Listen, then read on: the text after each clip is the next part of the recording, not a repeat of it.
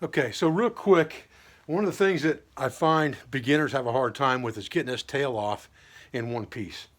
And what I do is, once I get in there and separate the fur, and I've got some tail showing here, and that's not difficult to do. You can cut some of that fat away.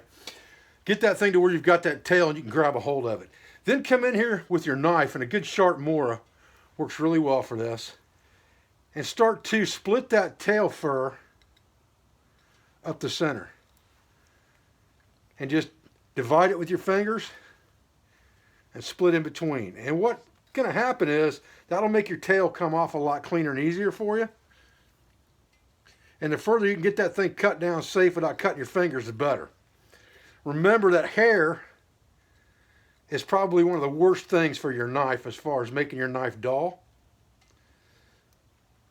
So keep yourself a strop around, and you can see now I'm getting to the part where it's really, really thin. I'm going to have to be careful on my fingers here. All right, but pull that stuff down as you can and get that tail pulled out of there. Just like that, as you're pulling the hide down. Keep working that hide down at the same time though. That'll just make things easier in the long run here in a minute.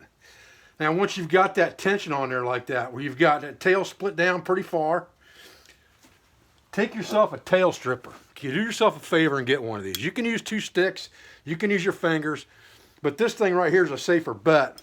And it's got different size holes in it for the size of tail that you're working with.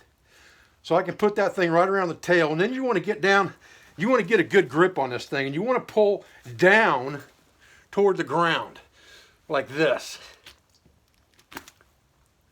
And then your tail's going to come off in one nice solid piece. And that's exactly what you want.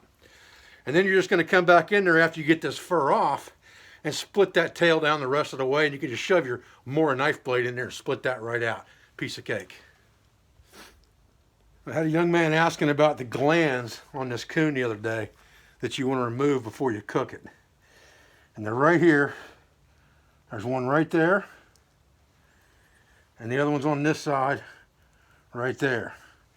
Now if you're going to use this stuff for bait, you want those glands, so you want to save them.